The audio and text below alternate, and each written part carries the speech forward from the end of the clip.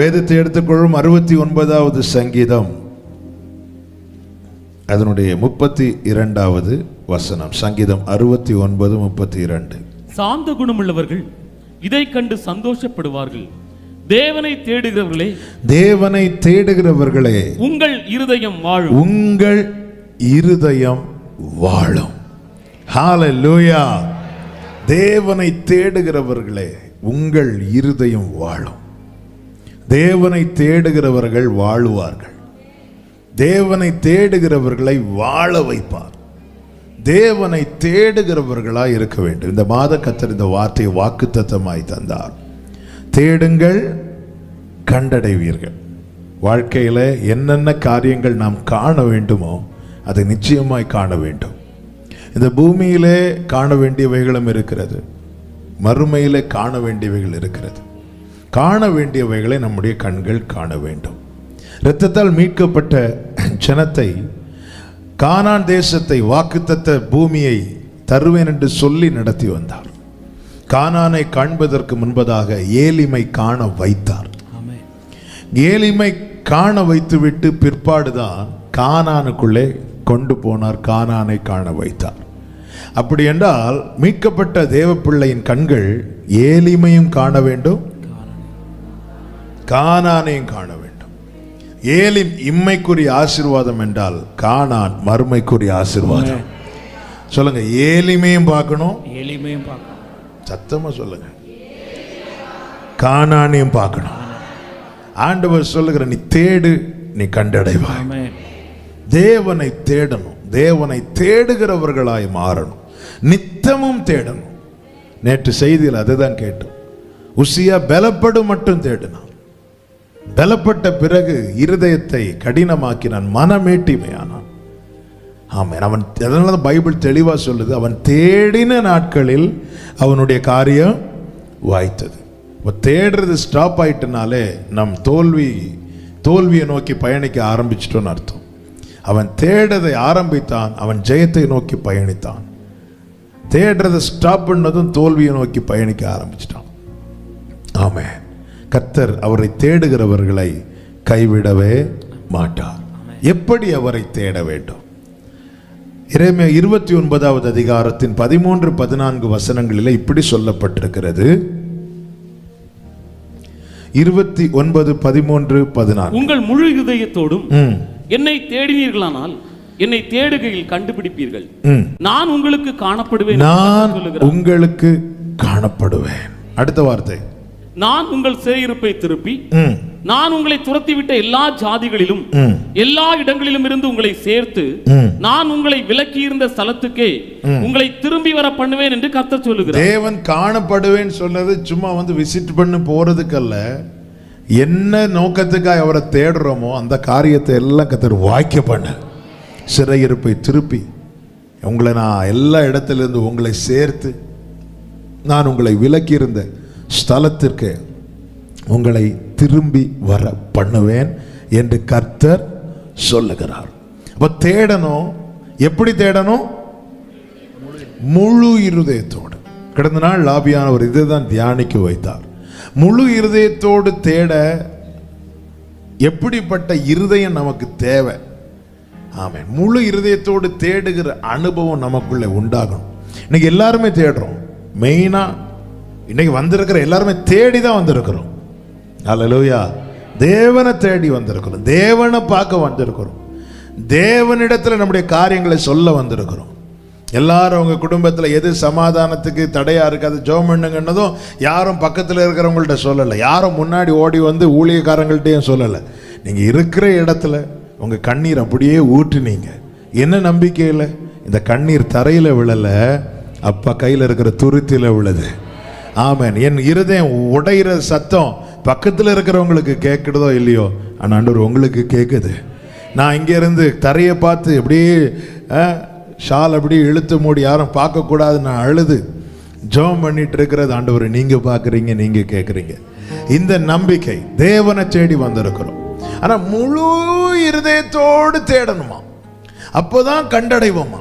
முழு இருதயத்தோடு, சும்மா தேடி அப்படி இல்லை, முழு இருதயத்தோடு. இந்த முழு இருதயத்தோடு தேடுகிற அனுபவம் நமக்கு தேவை.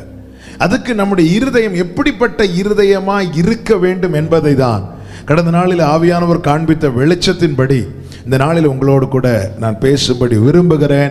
கர்த்தர் நம்மோடு கூட பேசுவாராக. நமக்கு நன்றாய் தெரிந்த வசனம் முதலாவது சங்கீதம் 14வது சங்கீதம், பிரைஸ் தி லார்ட்,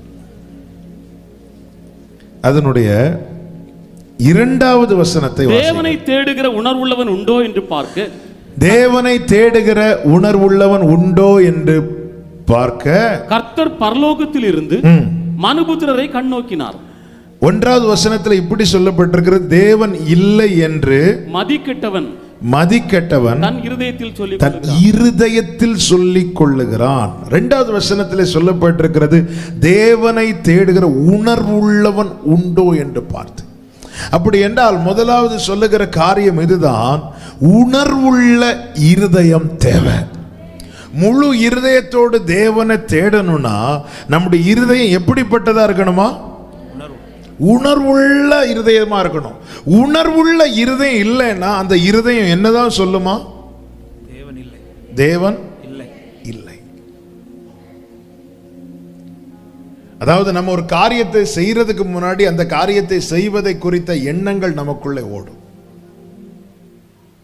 பைபிள் சொல்லுது, எந்த ஒரு மனுஷனும் இருதயம் என்கிற பொக்கிஷத்திலிருந்து எடுத்து தான் கொடுக்கிறான். அது நன்மையானாலும் சரி, தீமையானாலும் சரி. அதனாலதான் நன்மை செய்ய வேண்டும் என்கிற ஆசை நமக்குள்ள இருந்தாலே அது தயையாம். தயை உள்ளவனுக்கு கர்த்தர் என்ன செய்கிறார்? எனக்கு நன்மை செய்ய திராணி இருக்குதோ இல்லையோ அது 2வது. முதல்ல எனக்குள்ள அந்த ஆசை இருக்குது. ஆமென். அப்போ இருதயம் எப்பொழுதுமே உணர்வுள்ளதா இருக்கு. நான் தேவனை தேடணும், நான் தேவனை தேடணும். எந்த ஒரு காரியத்தையும் இருதயம் என்ன உணர்வுல இருக்கணும்னா, தேவன் ஒருவர் இருக்கிறார், எனக்கு ஒரு தேவன் இருக்கிறார், என்னை பாவ சேற்றிலிருந்து தூக்கி எடுத்த ஒரு தேவன் இருக்கிறார், என்னை கண்மலை மேல் நிறுத்தின ஒரு தேவன் இருக்கிறார், என் அடிகளை உறுதிப்படுத்தின ஒரு தேவன் இருக்கிறார்.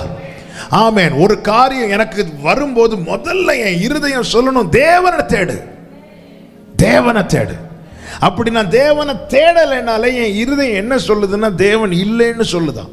அதனாலதான் எப்பொழுதுமே நமக்கு என்ன தேவைன்னா, உணர்வுள்ள இருதயம் தேவை. இப்போ நம்ம 1ஆம் தேதியிலிருந்து தேவனை தேடுங்கிற வார்த்தை கேட்டுட்டு இருக்கிறதுனால இப்போ நமக்கு இருதயம் என்னதான் சொல்லிட்டு இருக்கோம்? தேவனை தேடுன்னு தான் சொல்லிட்டு இருக்கோம். ஆனா இந்த செய்தி போயிட்டு அடுத்த டாபிக் வந்ததும் நம்முடைய இருதயமும் டாபிக்கை மாற்றக்கூடாது. ஆமென். போன மாசம் கர்த்தர் எனக்கு ஒரு வார்த்தையை தந்தார், வாக்கு தத்தத்தை தந்தார். கர்த்தர் தந்த வாக்கு தத்தத்தை வச்சு ஜெபம் பண்ணிட்டு இருந்தேன். இந்த மாசம் இன்னொரு வாக்கு தத்தம் வந்தது. அந்த வாக்கு தத்தம் நிறைவேறாம யாராவது நீங்க ஆமேன் போட்டுட்டீங்கன்னா, ஆமென் அப்படி போடக்கூடாது. வார்த்தைகள் சபையில பேசப்பட்டு கொண்டே இருக்கும். ஆனா எனக்கான ரேமாவா இருக்கும், அது நிறைவேறும் வரைக்கும் நான் அதை பிடிச்சிட்டு தான் இருப்பேன். அதில் வார்த்தைகள் வந்துட்டே இருக்கும்ல. ஆமென். கர்த்தருக்கு மகிமை உண்டு. இயேசு கிறிஸ்து தம்மை சூழ்ந்திருக்கு. ஏன் மலை உபதேசத்தில் எத்தனையோ பாக்கியவான்கள் என்று சொன்னாரு. ஒவ்வொருத்தருக்கும் வேண்டிய ஒவ்வொரு வார்த்தை அங்க கொடுக்கப்பட்டு கொண்டிருக்கிறது. ஆமென். எனக்கான ரேமா வரணும். நான் அதுக்கு தான் ஒரு செய்தி ஃபுல்லா கேட்கறது. ஒரு செய்தி ஃபுல்லா கேட்கும் போது நமக்கான ரேமா வரும். அதுல நமக்கு அதுக்காக அதனால தான் வெயிட் பண்ணணும். ஆண்டவரே எனக்கான வார்த்தை வரட்டும். எனக்கான வார்த்தை வரும்போது என் இருதயத்தை தட்டும், என் இருதயம் கொழுந்து விட்டு எரியும். ஆமென். அல்ல அந்த ஆமென்லாம் இங்கிருந்து வந்துடும் உடனே. நல்லா செய்தி கேட்கும்போது அப்படிதான் வெயிட் பண்ணிகிட்டே இருப்பேன். ஆண்டவரே எனக்கான ரேமா. பைபிள் படிக்கும்போது வெயிட் பண்ணிகிட்டே இருப்பேன். ஆண்டவரே எல்லாமே ஜீவனுள்ள வார்த்தை தான். ஆனால் சமயத்துக்கு ஏற்ற வார்த்தை, சமயத்துக்கு ஏற்ற வார்த்தை. எல்லாருமே பைபிளில் தான் பிரசங்கிக்கிறாங்கல்ல. ஆனால் சமயத்துக்கு ஏற்ற வார்த்தை வருதில்ல, அதுதான் ரேமா. ஸோ அதுக்காக வெயிட் பண்ணணும். செய்தி கேட்கும் ஒரு செய்தியை போட்டு கேட்கும் போதும் ஒரு இன்ஃபர்மேஷனுக்காக நம்ம கேட்கக்கூடாது, அறிந்து கொள்வதற்காக கேட்கக்கூடாது. ஆண்டவரே எனக்குள்ள ஒரு மாற்றத்துக்காக நான் கேட்கணும். எனக்குள்ள தொய்ந்திருக்கிற அந்த நம்பிக்கை புதுப்பிக்க நான் கேட்கணும். நம்ம எதுக்காக செய்தி கேட்குறோங்கிறத நம்ம ஆராதிக்கணும், நம்மை ஆராயணும். நம்ம எதுக்காக செய்தி கேட்குறோம், எதுக்காக நம்ம இந்த செய்தி கேட்குறோம்? சும்மா பாயிண்ட் எழுதுறதுக்கா, அல்லது 5 பாயிண்ட் எழுதி 5 பேர்கிட்ட சொல்றதுக்கா? எதுக்காக செய்தி கேட்குறோங்கிறது வேணும். ஆமாம், இவங்க ஏதாவது புதிய விளக்கம் கொடுக்குறாங்களா பார்ப்போம் அப்படிங்கிறதுக்கா? இல்லை. நான் செய்தி கேட்பது எதற்காகன்னா, ஆண்டவர் எனக்கு ரேமா வேணும், எனக்கு ரேமா வேணும். ஆமென். சில செய்தி இப்படி போட்டு கேட்கும்போதே தெரியும் இன்னைக்கு இதில் நமக்கு இது ரேமா இல்லைன்னு. அப்படியே ஜோம் பண்ணிட்டு அடுத்த செய்தி மாற்றுவேன். நான் எப்போவுமே ஒரு செய்தி கேட்டுட்டு தூங்குறது வழக்கம். எல்லா நாளும் இல்லை, மேக்சிமம். ஆமென். ஒரு செய்தி கேட்டுட்டு போட்டு தூங்குவேன். இந்த ரேமா வரும்போது இருக்கிற சந்தோஷம் அளவே கிடையாது. அல்லேலூயா. அதாவது நமக்கு ஏற்ற ஆகாரத்தை சாப்பிட ஒரு ஃபீல். கர்த்தர் ஆசீர்வதிப்பாராக. அப்போ அந்த உணர்வுள்ள இருதயம் எப்பவுமே இருக்கணும். தேவன் ஒருவர் உண்டு. இப்ப நான் தேவனை தேடலைன்னாலே என் இருதயம் என்னதான் சொல்லுதான்? தேவன் இல்லை, தேவன் இல்லை என்று. பைபிளை எப்பவுமே சேர்த்து வசனங்களோடு படிக்கணும். அப்ப தேவன் இல்லை என்று சொல்றேனாலே பைபிள் என்ன சொல்லுது அப்படின்னா, தேவன் இல்லை என்று மதிக்கட்டவன்,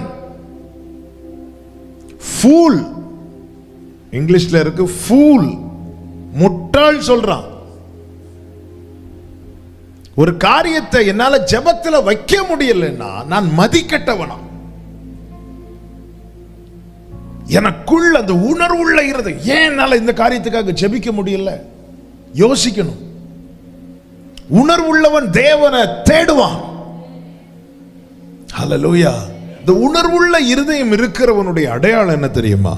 ஏசாயா 26:9, உன்னத பாட்டு 3:1-2. அதுல இப்படி சொல்றது, தெரிஞ்ச வசனங்கள் தான், எல்லாம் வாசிக்க நேரம் இல்லை. 26:9 வாசிக்க. என் ஆத்துமா இரவிலே உம்மை வாஞ்சிக்கிறது, எனக்குள் இருக்கிற என் ஆவியால் அதிகாலையிலும் உம்மை தேடுகிறேன். நல்ல கவனிங்க. அப்ப உணர்வுள்ளவன் தேட எழும்புவான். எழும்பி தேட மாட்டான். சொல்லுங்க, தேடுறதுக்கு எழும்புவான்.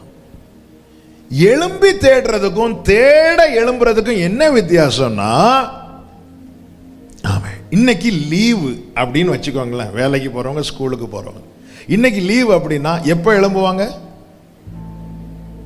எப்போ வேணாலும் எழும்புவாங்க. எப்போ பிரஷ் பண்ணுவாங்க? பிரஷ் பண்ண மாட்டாங்களா லீவுனா? இல்லை, நீங்க இருக்கிறத பார்த்தா இன்னைக்கு லீவ் எதுக்கு பிரஷ்? எப்போ பிரஷ் பண்ணுவாங்க? எப்போ வேணாலும் பிரஷ் பண்ணுவாங்க. இது எழும்பி செய்யறது. ஆனா இதே இது இன்னைக்கு ஸ்கூல் இருக்கு, இல்ல ஆபீஸ் இருக்கு, இல்ல எனக்கு காலையில் 6 மணிக்கு ட்ரெயின் இருக்கு. இப்ப நான் எப்ப எழும்புறேனோ அப்பதான் ட்ரெயின் பிடிப்பேன். இப்ப நான் எழும்புறதே எதுக்குன்னா ட்ரெயினை பிடிக்கிறதுக்காக எழும்புறேன். இப்ப நான் எழும்புறதே எதுக்குன்னா ஸ்கூலுக்கு போறதுக்காக எழும்புறேன். இப்ப நான் எழும்புறதே எதுக்குன்னா வேலைக்கு போறதுக்காக எழும்புறேன். உணர்வுள்ள இருதயம் உள்ளவன் எழும்பி தேட மாட்டான். உணர்வுள்ள இருதயம் உள்ளவன் தேடுறதுக்காக எழும்புவான். அதனாலதான் சொல்றா தாவீது, என்ன சொல்றார்? குறித்த ஜாமங்களுக்கு முன்னே நான் என் கண்கள் விழித்துக் கொள்ளுது. குறித்த ஜாமங்களுக்கு முன்னே. காலையில இப்போ காலையில 7 மணி ஒரு இடத்துக்கு போனோம் அப்படின்னா, நைட்டு உண்மையில் அந்த எண்ணத்தோடு படுத்திருக்கிறவங்களுக்கு உண்மையை சொல்லணும்னா சரியா தூக்கம் வராது. இல்ல, சரியா தூக்கம் வராது. போன சண்டே தான் நைட் நான் படுத்ததே 12 மணிக்கு மேலே. 3 மணிக்கு அலாரம் வச்சாச்சு. எழுந்து பார்க்க நான் ஏதோ ரொம்ப நேரம் தூங்குனது மாதிரி நான் நினச்சேன். ஆண்டவரே டைம் ஆயிட்டுன்னு போய் எழும்பி எல்லாம் ரெடி பண்ணுறதுக்கு ஓடி போய் டைம் பார்க்க 1:30 தான் ஆச்சு.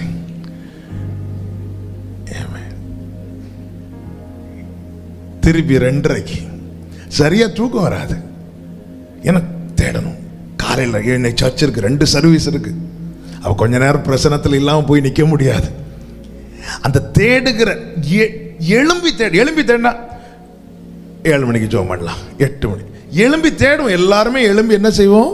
ஜோம் பண்ணுவோம். யாருமே ஜோம் பண்ணாம இல்லை, எல்லாரும் ஜோம் பண்ணுவோம். 5 மணிக்கு ஜோம் பண்ணாதான் ஆண்டவர் கேட்பாரு. இல்லை, காலைல 10 மணிக்கு ஜோம் பண்ணாலும் சொல்லுங்க, உங்களை ஃபேவரா தான் பேசிட்டு இருக்கிறேன், கேட்பார். ஆனா உணர்வுள்ள இருதயம் உள்ளவன் எழும்பி தேட மாட்டான். நான் சொல்றது விளங்குதா? இல்ல விளங்குச்சுன்னா நீங்க செய்றீங்களான்னு அடுத்து கேட்டுருவாங்க. அதனால புரியாதது மாதிரியே இருப்போம்னு சொல்றேன். தேட எழும்புகிறவன் உணர்வுள்ள இருதயம். நித்தம் தேடுகிறவன் தேடுறதுக்காக எழும்பணும். இனி உன்னத பாட்டு 3:1-2 வாங்க. உன்னத பாட்டின் புஸ்தகம் 3வது அதிகாரம். என் படுக்கையில் என் ஆத்தும நேசரை தேடினேன், தேடியும் நான் அவரை காணவில்லை. 2வது வசனம், நான் எழுந்து. நீங்க 4வது வசனம் பார்த்தீங்கன்னா தேடி கண்டுபிடிச்சிருவா. கண்டுபிடிச்சு நேசரை பற்றி கொண்டு திருப்பி வீட்டுக்கு கொண்டு விடும். இனி இந்த 2 வசனங்களையும் சேர்த்து ஒரு உணர்வுள்ள இருதயம் உள்ளவனுடைய அடையாளத்தை நான் சொல்ல விரும்புகிறேன். நல்ல கவனிங்க. உணர்வுள்ள இருதயம் உள்ளவன் தேட எழும்புவான், தேடி கிடைக்காம தூங்க மாட்டான். அல்லேலூயா. தேட எழும்புவான், தேடி கிடைக்காமல், இன்னும் சொல்லணும்னா பிரசன்னத்தை அனுபவிக்க எழும்புறான், பிரசன்னத்தை உணராம படுக்க மாட்டான். அல்லேலூயா. பிரசன்னத்தை ஆண்டவரே இன்னைக்கு நான் உங்க பிரசன்னத்தை உணரல. தேடி நம்ம பற்றி கொள்றதுன்னு நாங்கள் தெய்வ பிரசன்னத்தை அனுபவிக்கிறது. தெய்வ பிரசன்னத்தில் இருக்கும்போது நம்முடைய இருதெல்லாம் உருகுங்க. நம்ம அறியாம நம்ம கண்களில் கண்ணீர் வரும். அது ஏன் அப்படி வருது? ஜெபத்துல எல்லாம் சில நேரத்தில் நம்ம பாரத்தை நினைச்சு அழுறது வேற, ஆனா அந்த பிரசன்னத்தில் இருக்கும்போது ஏன் கண்ணீர் வருதுன்னா, ஆவியானவருக்கு ஒரு பெயர் உண்டு, தேற்றரவாளன். அதனாலதான் நீங்க பாத்தீங்கன்னா தெரியும், அபிஷேகத்துல ஒருத்தன் நிரம்புனா அதன் அடையாளத்தில் ஒன்று என்ன தெரியுமா? கண்கள்ல கண்ணீர் வரும். எனக்கு அது பெரிய ஒரு, அது என்ன ஆண்டவரே கண்ணில் கண்ணீர் வர காரணம், தேற்றரவாளன் வந்து என்னதான் செய்வார்? தேற்றுவார். அவரிடது கை என் தலை கீழ் வலக்கரத்தாலே தேற்றுவார். போட்டும் வா. அந்த பிரசன்னத்தை, அதான் உணர்வுள்ளவன் தேட எழும்புவான், தேடி கிடைக்காமல் தூங்க மாட்டான். இன்னைக்கு என்னால தெய்வ பிரசன்னத்தை அனுபவிக்க முடியலன்னு அவ சொல்ற சொன்ன, நான் எழுந்து. ஹல்லேலூயா, ஹல்லேலூயா. என்னால பிரசன்னத்தை அனுபவிக்க முடியலன்னா ஏதோ ஒன்று என்கிட்ட தடையா இருக்கு. ஆபிரகாமோடு 13 வருஷம் பேசல. 86 வயசுல பேசினதுக்கு அப்புறம் 99 வயசுல தான் திருப்பி பேசுறார். பேசின ஆண்டவர் ஆபிரகாம்கிட்ட சொன்ன வார்த்தை என்ன? எனக்கு முன்பாக நடந்து கொண்டு உத்தமனார். இல்லைன்னா நீ 13 வருஷம் கிரயம் கொடுத்துட்ட. நீ எனக்கு முன்ன இதுக்கு இல்லைங்க இதை சொல்லணும் இல்லை? இதுக்கு முன்னாடி எப்போவாவது ஆண்டவர் இப்படி சொன்னாரா? இல்லை. கடற்கரை மணலை பார், இப்படி உன் சந்ததி இருக்கும், நட்சத்திரத்தை பார் சந்ததி இருக்கும். ஆனால் சாராளுடைய சொல்ல கேட்டு கொஞ்சம் வழி மாறிட்டு இப்படி வருவார். அவங்க பார்வையில் நியாயமாக இருக்கலாம், மனுஷன் பார்வையில் நியாயமாக இருக்கலாம், ஏன்னா ஒரு சந்ததி இல்லை. ஆனால் ஆண்டவர் அப்படியே சைலண்ட் ஆகிட்டார். 13 வருஷம் பேசாமல் இருந்துட்டார். இப்போ 13 வருஷம் கழிச்சு திருப்பி பேசும்போது, நான் சர்வ வல்லமையுள்ள தேவன், நீ எனக்கு முன்பாக நடந்து கொண்டு உத்தமனாகிற.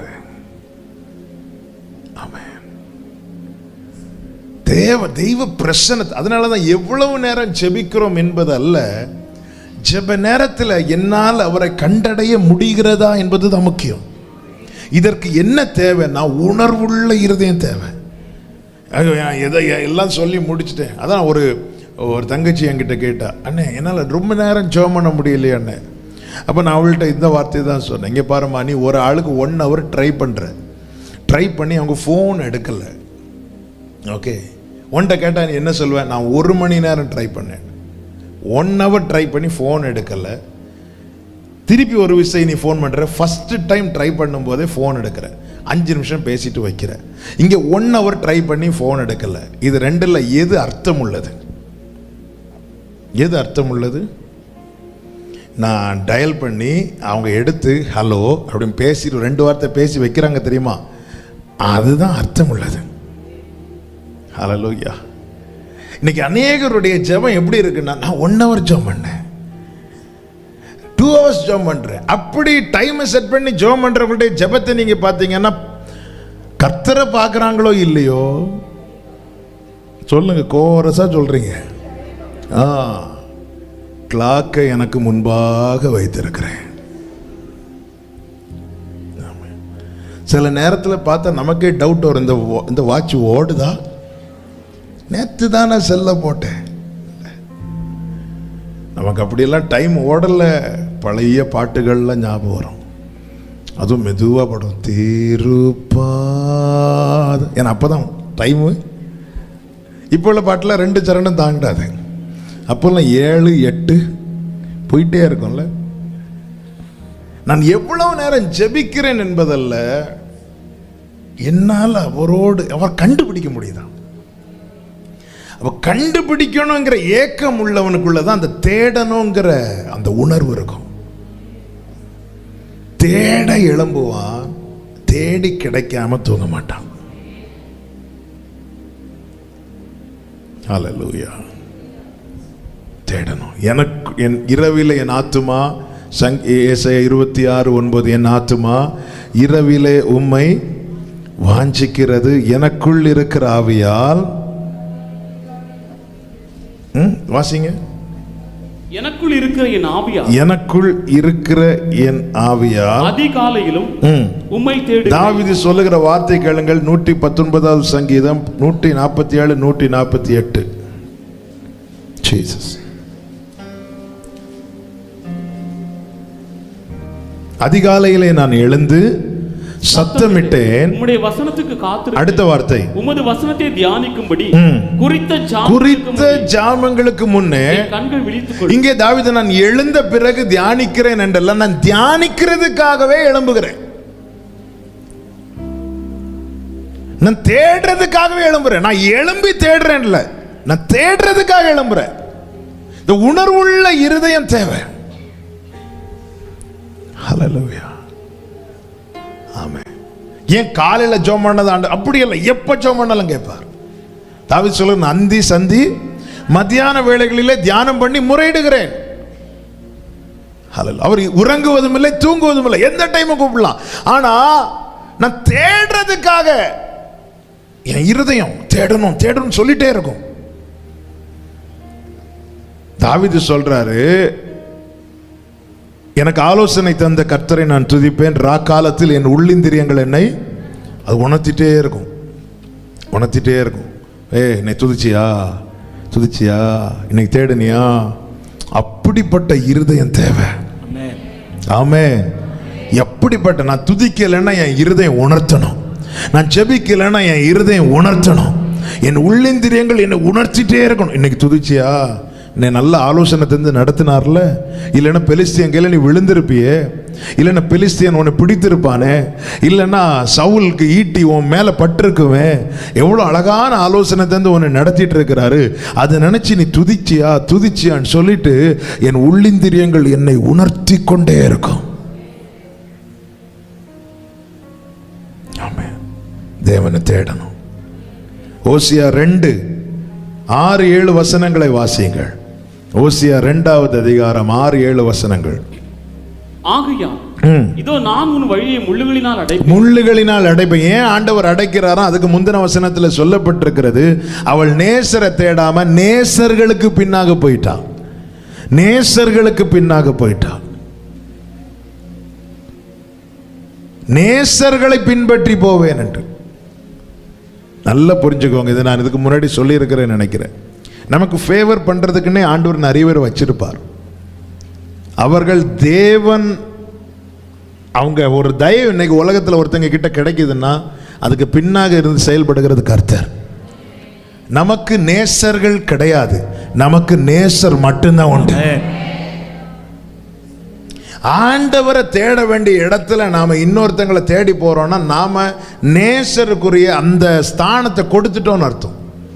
நேசர்களுக்கு பின்னாக போவேன் என்று ஆண்டவர் பார்த்தது வேலைக்காகாது. 6வது வசனத்துல சொல்லப்பட்டிருக்கிறது, இதோ நான் உன் வழியை முள்ளுகளினால் அடைப்பேன், அவள் தன் பாதைகளை கண்டுபிடிக்க கூடாதபடிக்கு மதிலை எழுப்புவேன். நல்லா புரிஞ்சுக்கோங்க, சத்துரு எழுப்புற மதிலை தகர்த்து முன்னாடி போக முடியும். கர்த்தர் எழுப்பின மதிலை 7 நாள்ல 7 வருஷம் சுத்தினாலும் ஒரு கல்லு கூட கீழே விழாது. நாம இன்னைக்கு அநேக மதில் ஏன் விழல தெரியுமா? கர்த்தர் எழுப்பினதுனால. ஆமென். சுத்துன்னு சுத்தி காலெல்லாம் தளர்ந்து இல்லை எக்காலத்தை எடுத்து ஊதி, இப்போ ஃபுல்லாக எக்காலத்தை எடுத்து என்னெல்லாம் ஊதி ஒரு கல்லு கூட என்னாண்டவர் அன்னைக்கு விழுந்தது சத்துரு எழுப்பின மதில். நான் உனக்கு மதில் எழுப்புனா கண்டுபிடிக்க கூடாது. அப்ப கண்டுபிடிக்கணும்னு என்ன செய்யணும்? உனக்குள்ள உணர்வு உண்டாகணும். என்ன உணர்வு? 7வது வசனம். அவள் தன் நேசர்களை பின்தொடர்ந்தும் அவர்களை சேருவதில்லை, அவர்களை தேடியும் கண்டுபிடிப்பதில்லை.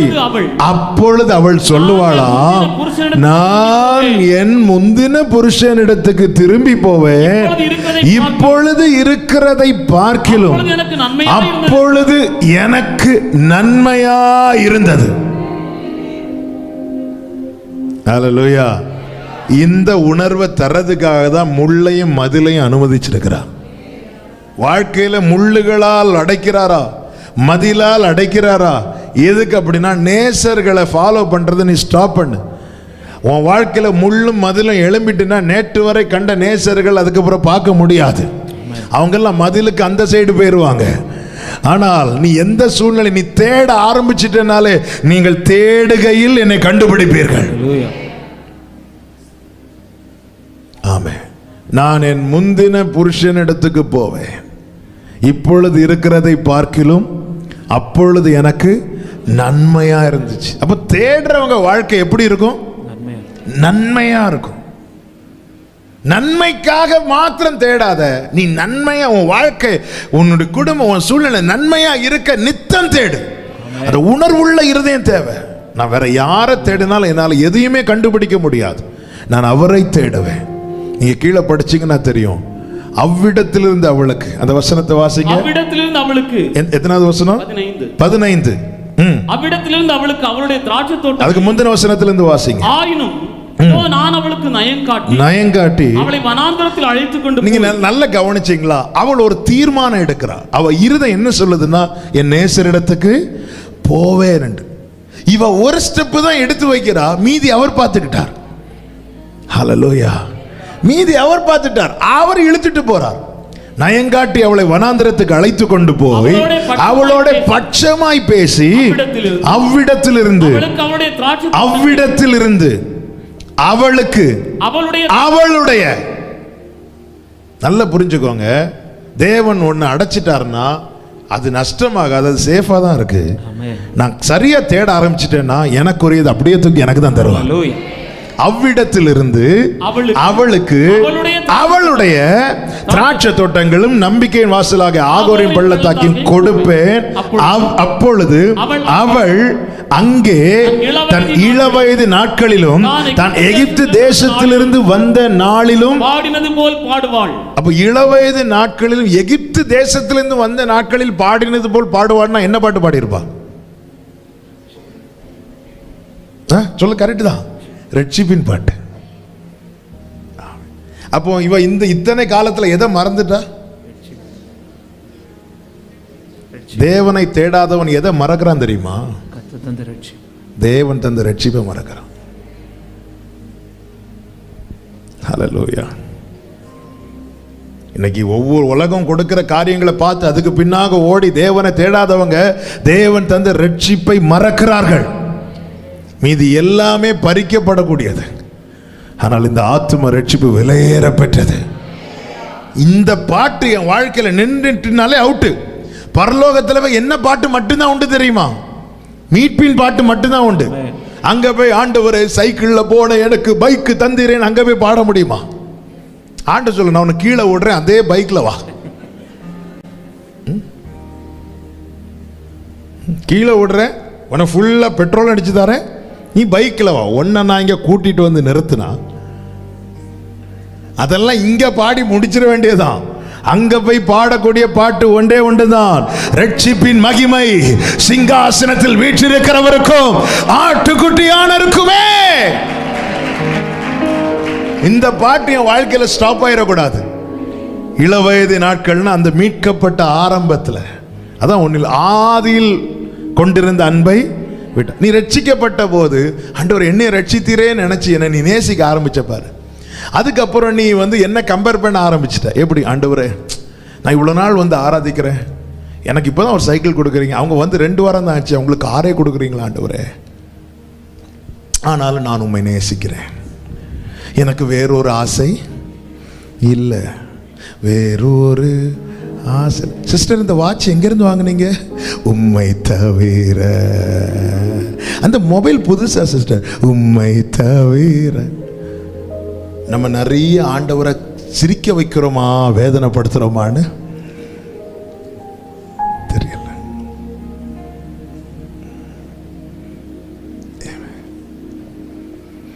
இளவயது நாட்களில் என்னுடைய ரட்சண்ய கீதம் என்னில் ஸ்டாப் ஆயிட்டனாலே நான் நேசரையும் மறந்துட்டேன், அவர் எனக்கு தந்த ரட்சிப்பையும் மறந்துட்டேன். ஹல்லேலூயா. அந்த உணர்வுள்ள இருந்து ஆண்டவரே என்னை ரட்சித்து, ஆண்டவரே ரட்சிப்பையே தந்திருக்கிறீங்க. அதான் ரோமர்ல 8 என்ன, சொந்த குமாரனே தந்துட்டாரு. அந்த வசனத்தை வாசிங்கண்ணே. ரோமர் 8வது அதிகாரம் 30. Thank you father. இடது பக்கம் 2வது ரோல கீழே இருக்கும். 32. தம்முடைய சொந்த குமாரன் என்றும் பாராமல் நாம் எல்லாருக்காகவும் அவரை ஒப்பு கொடுத்தார். அதுதான் நம்ம ரட்சிப்புன்னு சொல்லிட்டு இருக்கிறோம்ல. எப்படி அந்த ரட்சிப்பு கிடைத்தது? இயேசுவையே பிதாவாகிய தேவன் ஒப்பு கொடுத்தவர் அவரோட கூட எல்லாவற்றையும் நமக்கு அருளாதிருப்பது எப்படி? எனக்கு அது தந்த, இது தந்த, அப்படி தந்த, இப்படி தந்த நேசர்களுக்கு பின்னாக போவேன்னு சொல்லிட்டு நீ போறியே. சொந்த குமாரனே தந்திருக்கிறார், மற்ற எல்லாவற்றையும் அருளாதிருப்பது எப்படி?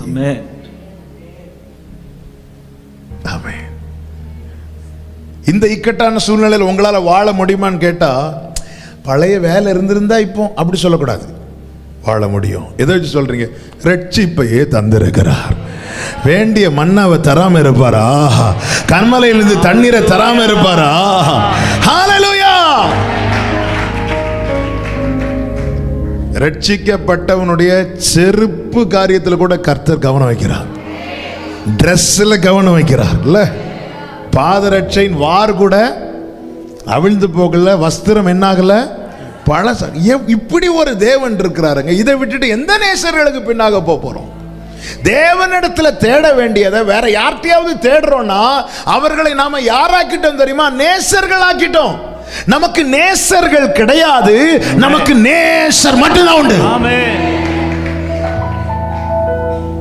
எழுதுறவங்க எழுதுவேன், எனக்கு நேசர்கள் கிடையாது, எனக்கு நேசர் மட்டும்தான் உண்டு.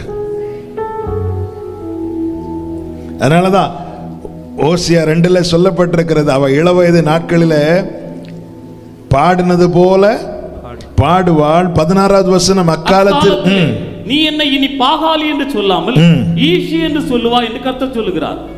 பாகாலினா லார்ட் அப்படின்னு அர்த்தம். ஈஷினா என்ன அர்த்தம் தெரியுமா? ஹஸ்பண்ட். ஹஸ்பண்ட், என் புருஷன் சொல்லுவேன். நம்ம மனவாட்டிங்க அவருக்கு. இனி நேசர்கள்லாம் கிடையாது, சொல்லுங்க, நேசர் மட்டும்தான். ஒரே புருஷனுக்கு வாழ்க்கைப்பட்டவள் தான் சபை.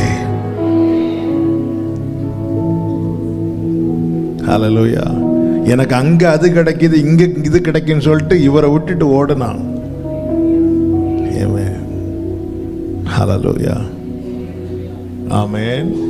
இந்த உணர்வுள்ள இருதயம் தேவை, உணர்வுள்ள இருதயம் வேணும்.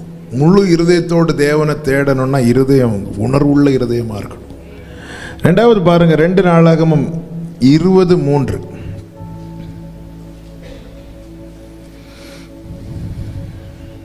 அப்பொழுது யோசபாத் பயந்து கர்த்தரை தேடுகிறதற்கு ஒருமுகப்பட்டு யூதாவெங்கும் உபவாசத்தை கூறுவித்தான். அடுத்து இருதயத்தை ஒருமுகப்படுத்தணும். இருதயத்தை ஒருமுகப்படுத்தணும். நமக்கு தெரியும், 1வது வசனத்தில் சொல்லப்பட்டிருக்கிறது, மோவா புத்திரர், அம்மன் புத்திரர், இவங்க எல்லாம் யோசபாத்துக்கு விரோதமா யுத்தம் பண்ண வந்து நிற்கிறாங்க. இதை கேள்விப்பட்டது யோசபாத் பயந்தான். பயந்து இருதயத்தை ஒருமுகப்படுத்துகிறான். எதற்காக தெரியுமா? கர்த்தரை தேடணும். இருதயத்தை ஒருமுகப்படுத்துகிறவனுடைய அடையாளம் என்ன அப்படின்னா, அவனுடைய கண்கள் அவரை நோக்கி கொண்டிருக்கும். 12வது வசனத்தை வாசிங்க. எங்கள் தேவனை அவர்களை நீர் நியாயம் தீர்க்க மாட்டீரோ? எங்களுக்கு விரோதமாக வந்த இந்த ஏராளமான கூட்டத்துக்கு முன்பாக நிற்க எங்களுக்கு பலன் இல்லை. செய்ய வேண்டியது இன்னதென்று தெரியவில்லை. எங்கள் கண்கள் உம்மையே நோக்கி கொண்டிருக்கிறது என்றான். உம்மையே நோக்கி கொண்டிருக்கிறது. நாங்கள் செய்ய வேண்டியது இன்னதென்று தெரியவில்லை. அப்ப இருதயத்தை ஒருமுகப்படுத்துகிறேன், தெரியாததை செய்ய மாட்டோம். தெரியாததை செய்ய மாட்டோம். நம்ம பிரச்சனை என்னன்னா, ஆண்டவர்ட்ட ஜெபத்தையும் பண்ணுவோம், தெரியாததை செய்யவும் செய்வோம். இதை செஞ்சு பார்ப்போம், ஃப்ளாப். இதை செஞ்சு பார்ப்போம், ஃப்ளாப். ஒரு நிச்சயம் இல்லாம, ஒரு தெளிவு இல்லாம தெரியாததை அவன் பக்கத்தில் பார்த்து சொல்லுங்க, தெரியலைன்னா சும்மா இருங்க.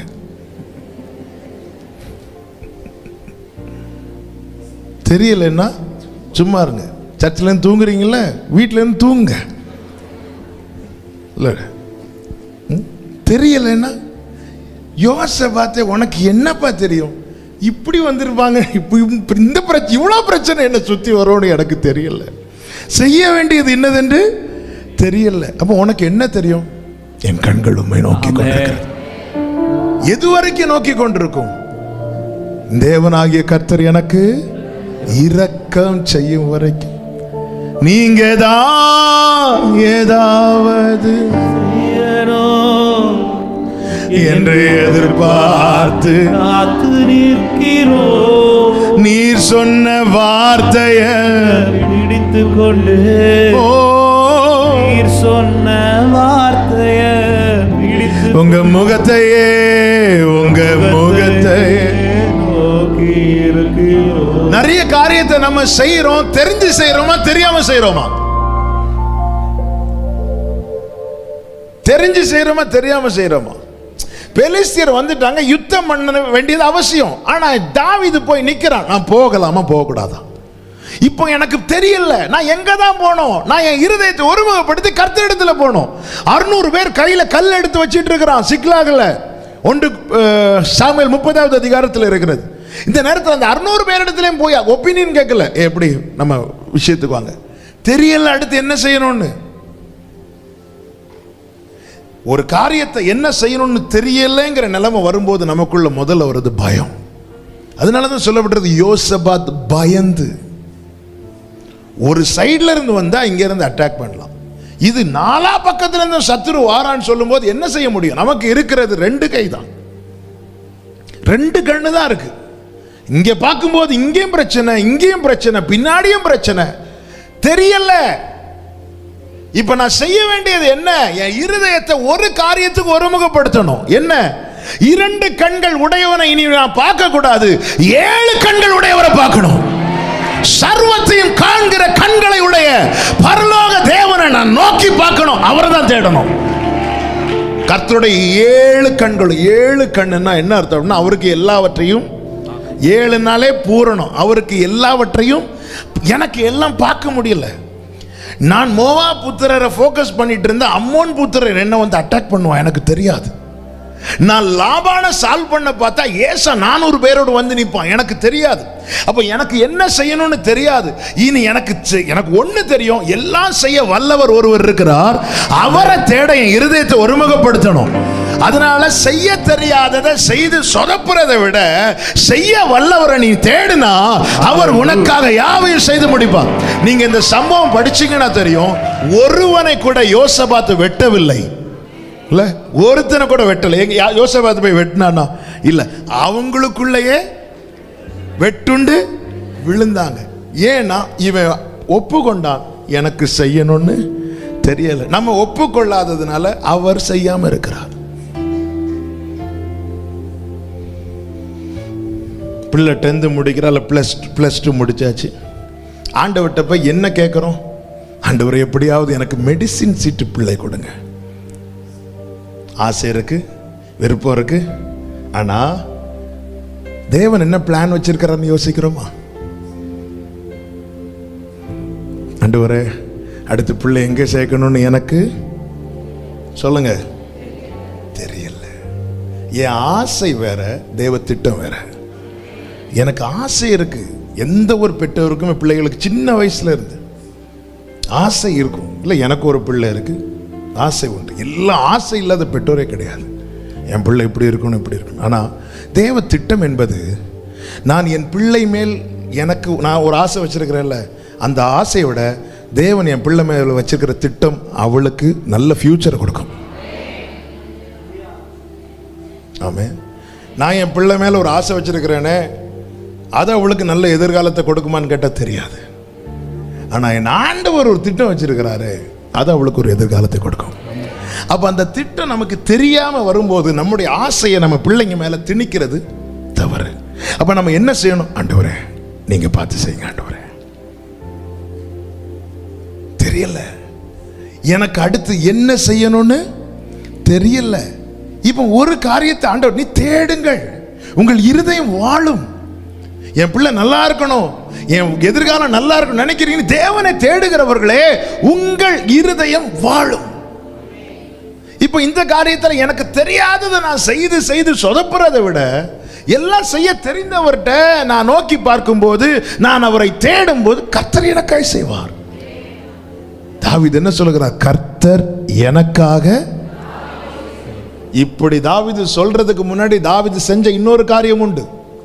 எனக்காக யாவையும் செய்து முடிக்க போகிற தேவனாகிய உன்னதமான தேவனை நோக்கி கூப்பிடுவேன். அவன் தேடுறவனுக்கு தெரியுது கர்த்தர் எனக்காக யாவையும் செய்து முடிப்பார். 57 சங்கீதத்தில் தேடுறான், 138 கடைசியில சொல்லுறான். ஆமென். இருதயத்தை ஒருமுகப்படுத்தணும். இருதயத்தை ஒருமுகப்படுத்துகிறவனுடைய கண்கள் அவரையே நோக்கி இருக்கும். ஒருமுகப்படுத்தாதவனுடைய கண்கள் அவரையும் பார்க்கும், சூழலையும் பார்க்கும். பேதுரு படகுலிருந்து இறங்கி வந்தான். யாரை பார்த்து இறங்கி வந்தான்? இயேசுவை பார்த்து. யாரை பார்த்து உள்ள போனா? கடலை பார்த்து. இதுதான் ஒருமுகப்படுத்தாதவனுடைய பிரச்சனை. ஒருமுகப்படுத்துறவனுடைய பிரச்சனை மோவா புத்திரரையும் பார்க்காது, அம்மோன் புத்திரரையும் பார்க்காது. அவன் கண்கள் அவரை மட்டும்தான் பார்த்துட்டே இருக்கும். அவர்கள் அவரை நோக்கி பார்த்து பிரகாசம் அடைந்தன. ஒருமுகப்படுத்தாதவன் கர்த்தரையும் பார்ப்பான், கடலையும் பார்ப்பான். கர்த்தரை பார்த்து நடந்தான், கடலை பார்த்து விழுந்தான். அதனால முழு இருதயத்தோடு தேடணும்னா இருதயத்தை என்ன செய்யணும்? முதல்ல எப்படிப்பட்ட இருதயம் வேணும்? உணர்வுள்ள இருதயம் வேணும். அடுத்து இருதயத்தை ஒருமுகப்படுத்தணும். மூன்றாவது பாருங்கள், 1 நாளாகமம் 22:19. 1 நாளாகமம் 22:19 வாசி. இப்போதும் நீங்கள் உங்கள் இருதயத்தையும் உங்கள் ஆத்துமத்தையும் உங்கள் தேவனாகிய கர்த்தரை தேடுகிறதற்கு நேராக்கி கர்த்தருடைய உடன்படிக்கை பெட்டியையும். இருதயத்தை நேராக்கணும். சொல்லுங்க, நேராக்கணும்.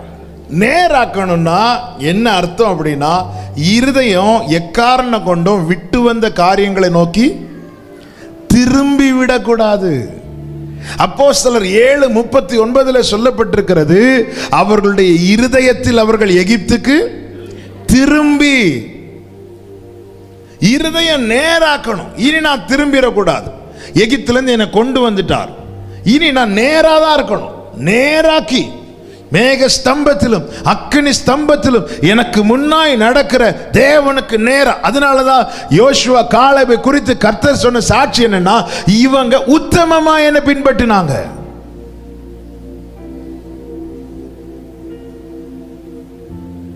இருதயத்தை நேராக்குகிறவர்களுடைய அடையாளம் என்ன? 2 நாளாகமம் 11:16 சொல்லப்பட்டிருக்கிறது. 2 நாளாகமம் 11:16. அந்த லேவியரின் பிறகாலே இஸ்ரவேலின் கோத்திரங்களில் எல்லாம் இஸ்ரவேலின் தேவனாகிய கர்த்தரை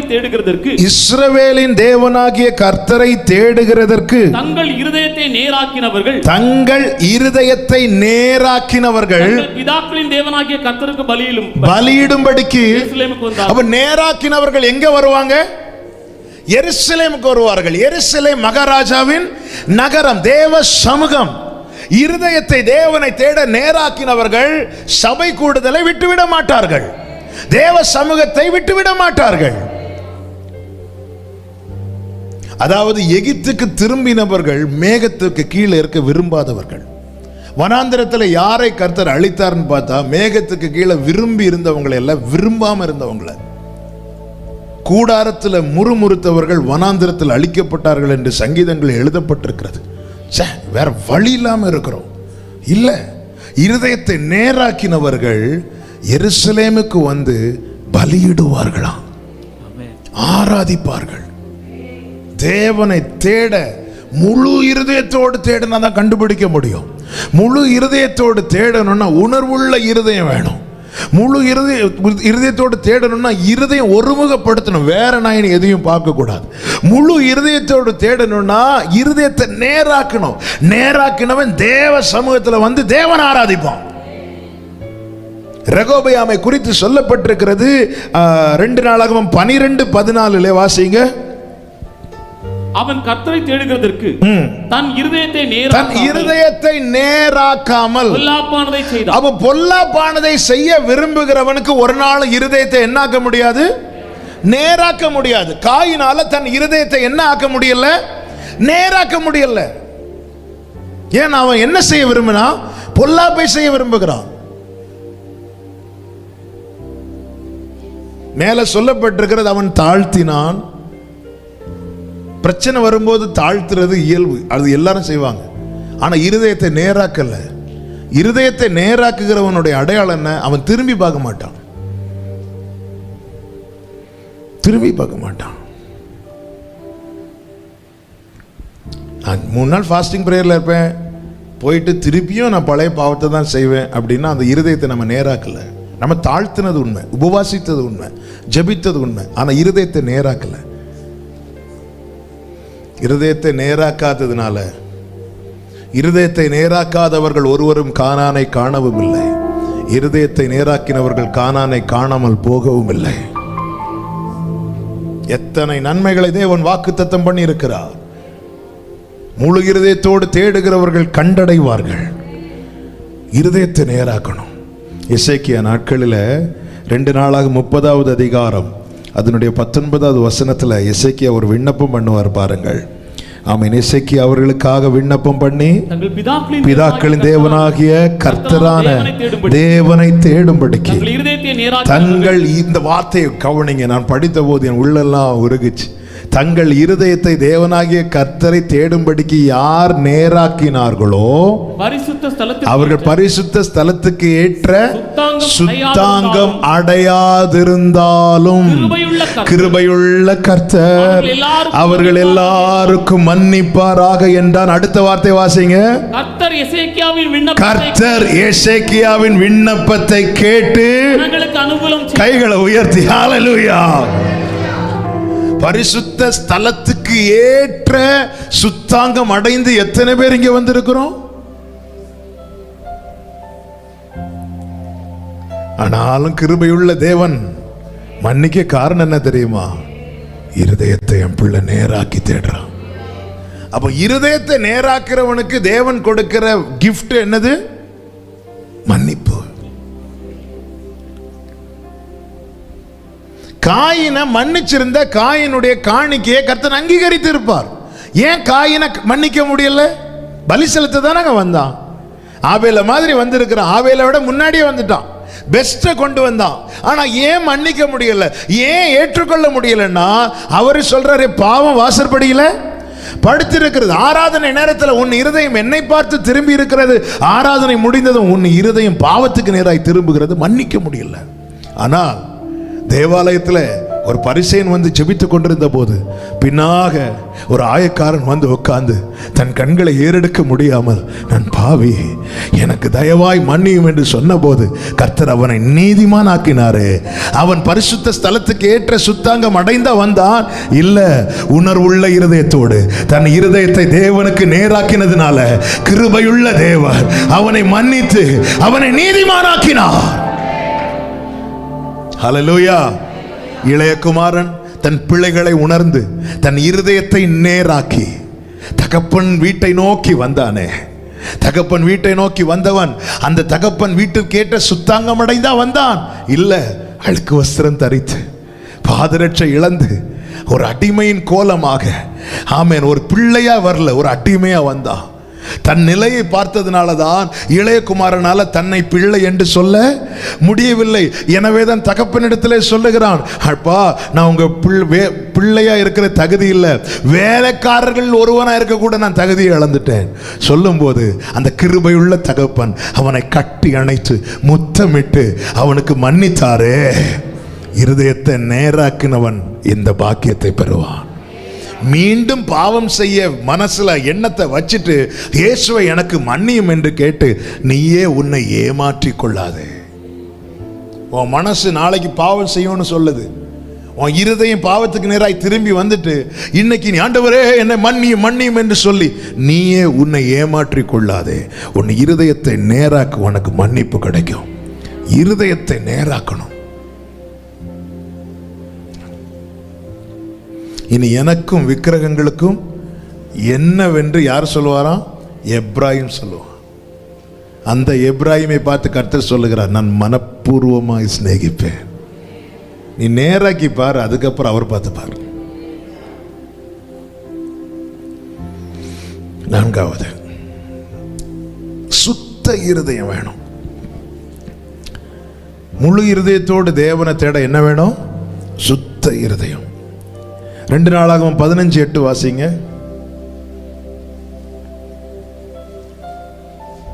ஆசா இந்த வார்த்தைகளையும் தீர்க்கதரிசியாகிய ஓதேதின் தீர்க்கதரிசனத்தையும் கேட்டபோது அவன் திடன் கொண்டு அருவருப்புகளை யூதா பென்யமீன் தேசம் அனைத்திலும் எப்ராயிமின் மலை தேசத்தில் தான் பிடித்த பட்டணங்களும் இருந்து அகற்றி கர்த்தருடைய மண்டபத்தின் முன் இருக்கிற கர்த்தருடைய பலிபீடத்தை புதுப்பித்து. எதுக்காக அருவருப்புகளை அகற்றி பலிபீடத்தை புதுப்பித்தான் என்றால் 2வது வசனத்திலே ஆமென், அசரியாவின் மேல் கர்த்தருடைய ஆவியானவர் இறங்கி பேசுகிறார்.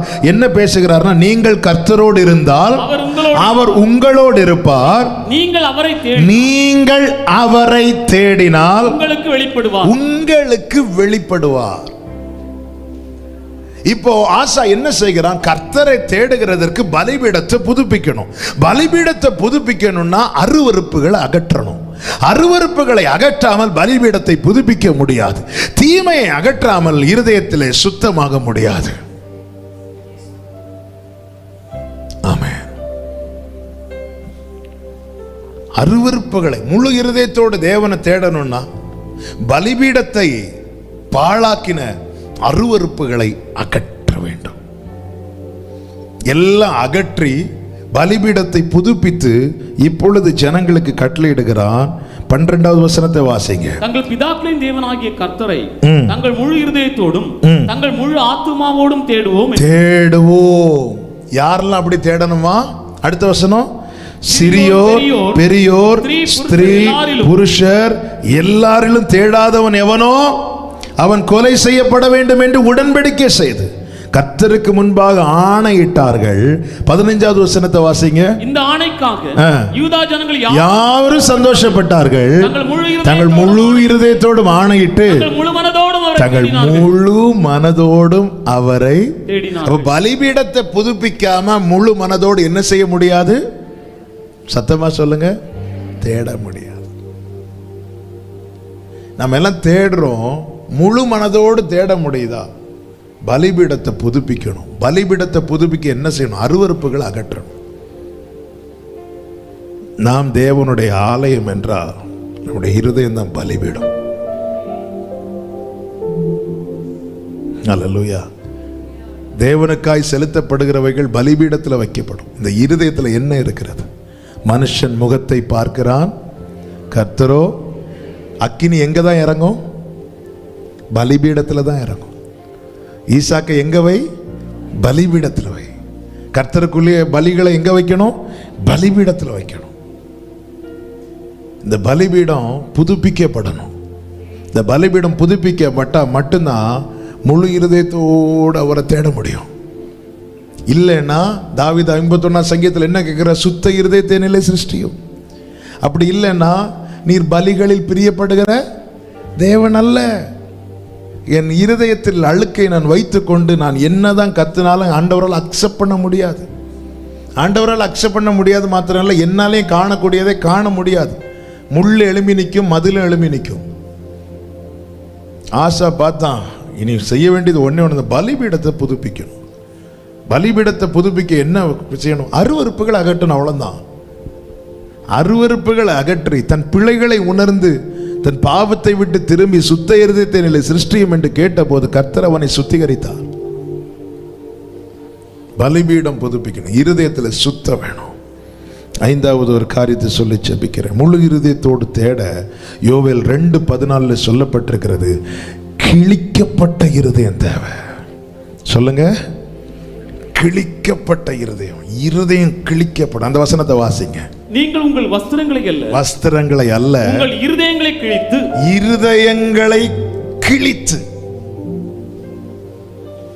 இருதயத்தை கிழிக்கணும். இருதயத்தை கிழிக்கணும். இருதயத்தில் இருக்கிற கடினத்தை என்ன செய்யணும்? சத்தமா சொல்லுங்க, கிழிக்கணும். இருதயத்தில் இருக்கிற மேட்டிமை என்ன செய்யணும்? கிழிக்கணும். இருதயத்தில் இருக்கிற கர்வத்தை என்ன செய்யணும்? கிழிக்கணும். இருதயத்தில் இருக்கிற அகந்தை என்ன செய்யணும்? கிழிக்கணும். இருதயத்தில் இருக்கிற மாம்ச வைராக்கியத்தை என்ன செய்யணும்? கிழிக்கணும். இருதயத்தில் இருக்கிற பகையை என்ன செய்யணும்? கிழிக்கணும். இருதயத்தில் இருக்கிற துணிகரத்தை என்ன செய்யணும்? கிழிக்கணும். இருதயத்தில் இருக்கிற கடினத்தை கிழிக்கணும். இத கிழிக்காம தேடாத. இத கிழிச்சு தேடுனா கர்த்தர் மனஸ்தாபப்படுவார். ஹல்லேலூயா. வஸ்திரத்தை அல்ல, அதன் அர்த்தம் என்ன? நீ வெளியே என்னதான் சாம்பல்ல உருண்டாலும் உன் இருதயம் கிழிக்கப்படலனா. ஹல்லேலூயா. வஸ்திரத்தை கிழிக்கும் போது மற்றவங்க கண்ணுக்கு தெரியும், இருதயம் கிழிக்கும் போது கர்த்தருடைய கண்ணுக்கு தெரியும். நீங்கள் அந்த காலத்தில் ராஜாக்கள் இருதயத்தை கிழிப்பதின் அடையாளமாக வஸ்திரத்தை கிழிப்பார்கள். இது நாளடைவில் என்ன ஆச்சுன்னா, அப்ப ஜெபம்னால என்ன செய்ய வேண்டியதா? வஸ்திரத்தில் வேதனையின் அடையாளமாக மேன்மையான ஸ்தானத்திலிருந்து இறங்கி சாம்பல்ல உட்காருவாங்க. இது நாளடைவில் என்னாச்சு? சரி, கொஞ்சம் சாம்பலை போட்டு கொஞ்ச நேரம் உட்காருவோம். நாங்களும் சாம்பல்ல உட்காந்து ஆண்டவர் யோவேல கொண்டு பேசினார். நீ வஸ்திர வெளியே யாரை காட்டுறதுக்கு? உன் இருதயத்தை கிளி. உள்ள அகந்தை, உள்ள மேட்டிமை, உள்ள கர்வம், உள்ள பகை, உள்ள பொறாமை, உள்ள கசப்பு, இந்த வஸ்திரத்தால உன் இருதயம் மூடி இருக்குது. அதை கிளி. கிழிச்சதை எதுக்காவது யூஸ் பண்ண முடியுமா? இல்ல. இதெல்லாம் கிழிச்சு தூரப்படுங்க. ஹல்லேலூயா. வேஸ்ட் பேப்பரை நம்ம மேக்சிமம் எப்படி தான் தூரப்படுவோம்? கிழிச்சு தான் தூரப்படும். இதெல்லாம் வேஸ்ட். மேட்டிமை, கடினம், அகந்தை, பொறாமை, பெருமை, கசப்பு, வைராக்கியம், பகை, இதெல்லாம் பகை என்கிற புதிய துணியால இருதயத்தை மூடி வச்சிருக்கிறோம்ல. புதுசு. இதை எப்படி கிழிக்கிறதுக்கு? இதை கிழிக்காம பார்க்க முடியாது. இதை கிழித்து கர்த்தரிடத்தில் திரும்பினால் தான் கர்த்தர் சொல்லுவார், தேசமே பயப்படாதே, நான் பெரிய காரியத்தை செய்வேன். முழு இருதயத்தோடு தேட நமக்கு உணர்வுள்ள இருதயம் தேவை, ஒருமுகப்படுத்தப்பட்ட இருதயம் தேவை, நேராக்கப்பட்ட இருதயம் தேவை, சுத்தமாக்கப்பட்ட இருதயம் தேவை, கிழிக்கப்பட்ட இருதயம் தேவை. இப்படி தேடுகிறவர்கள் தேடிக்கொண்டிருக்கும் போதே கண்டடைவார்கள். கர்த்தரை தேடுகிறவர்களே, உங்கள் இருதயம் வாழும். அப்படியே தேவ சமூகத்தில் ஒரு சில நிமிடங்கள் நம்மை தாழ்த்தி முழங்காற்படியிட முடிந்தவர்கள் முழங்காற்படியிட்டு.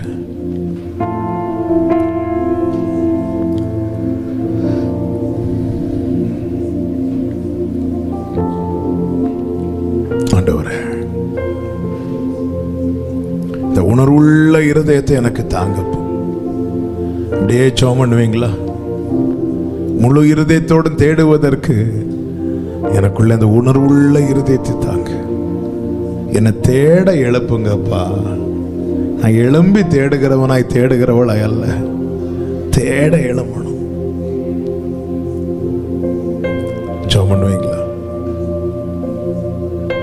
உன் வாழ்க்கையில காணக்கூடாத, காண வேண்டிய நன்மைகளை காணக்கூடாதபடிக்கு ஏன் இந்த மதில், ஏன் இந்த முள்ளு?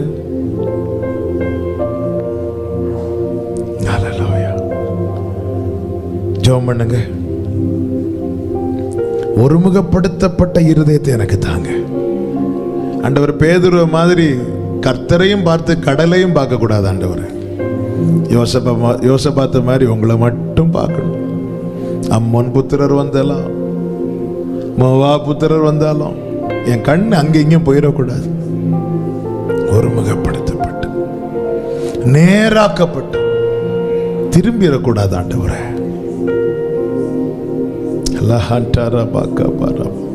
சுத்தமாக்கப்பட்ட இருதயம், கிழிக்கப்பட்ட இருதயம். அப்படியே ஜெபம் பண்ணுங்க. முழு இருதயத்தோடு உம்மை தேடணும் ஆண்டவரே. முழு இருதயத்தோடு உம்மை தேட வைங்கப்பா. உம்மையே தேடணும். க்ளோரி உகந்த காணிக்கையா ஒப்பு கொடுத்தேனையா. உகந்த ஹalleluya ஹalleluya சுகந்த ஆமென் ஹalleluya சுகந்த ரஹட்டரல கபதன ஹந்தரே. அப்படி ரெண்டு கைகளை விரித்து கண்கள் தூய்மையாக்கோ. கர்த்தா நான் உம்மை பார்க்கணும். ஆமென். க்ளோரி அலரபா சந்தரா ஹண்டரா லகதரா. காதுகள் திறந்தருளோ. ஆமென். கர்த்தரும் ஹalleluya ஹalleluya ஹalleluya. உணர்வுள்ள இருதயத்தை தாங்க, ஒருமுகப்படுத்தப்பட்ட இருதயத்தை தாங்க, நேராக்கப்பட்ட இருதயத்தை தாங்க. தகப்பனை உம் பீடத்தில், தகப்பனே தகன பலியானே. Hallelujah, hallelujah, hallelujah, hallelujah. Jesus, Jesus, Jesus. கேளுங்க, அக்கினி இறக்கிவிடோ.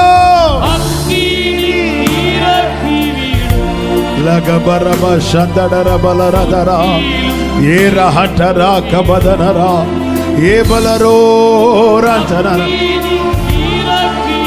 ஆமென்.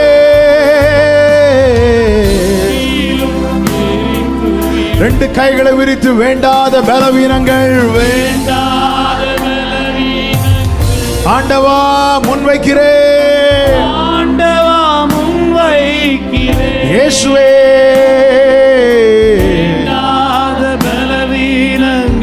ஆண்டவா மீண்டும் தலை தூக்காமல்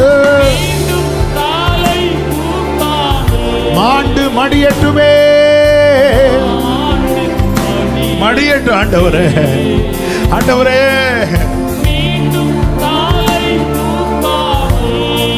ஜீசஸ் உகந்த காணிக்கையா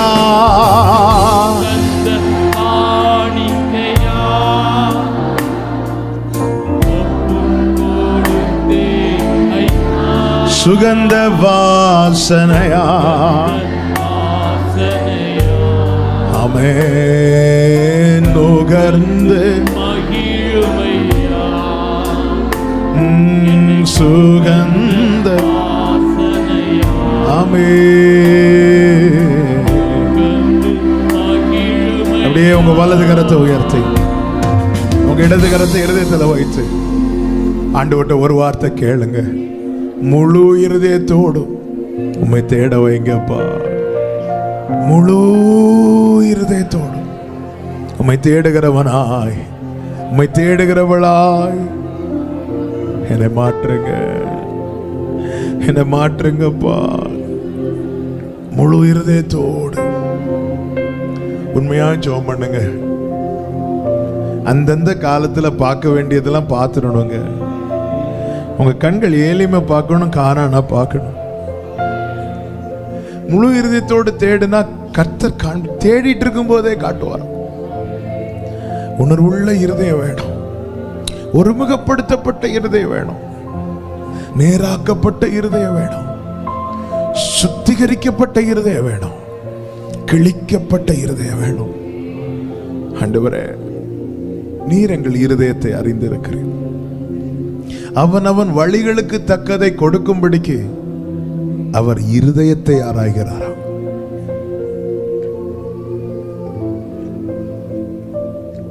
ஆண்டவரே, கிருபை செய்யும். ஆண்டவரே, நீங்க பேசினீங்க, வார்த்தைகளை விதைக்க வச்சீங்க. ஆண்டவரே, வாழ்க்கையில் இது பேசிக்கொண்டு இருக்கட்டும். நித்தம் தேட, அந்த உணர்வுள்ள இருதயம் தேடணும். கிருபை செய்யும். நன்றி அப்பா. தேடும் போதே ஆண்டவரே, இந்த நேசர்களுக்கு பின்னாக போனவ தன் பிள்ளைகளை உணர்ந்து உம்மை தேடினதும் அவளுக்குரியதெல்லாம் கொடுத்தீங்கப்பா. யோசபாத் உம்மை தேடினதும் யுத்தமில்லாத இளைப்பாறுதலை கொடுத்தீங்க. ஆசாலாம் உங்களை தேடினதும் நீங்க வெளிப்பட்டீங்க. ஆண்டவரே, ஆண்டவரே,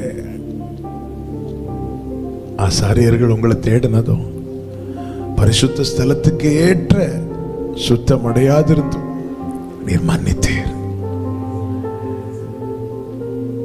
யோத ஜனங்கள் ஆண்டவரே தங்கள் இருதயத்தை கிழித்து தேடினதும் ஆண்டவரே தக்க முன்மாறிய பின்மாறிய வர்ஷிக்க பண்ணி பெரிய காரியங்களை செய்வேன் என்று வாக்கு கொடுத்தீர். ஆண்டவரே, முழு இருதயத்தோடு உம்மை தேட கிருபை செய்யும்.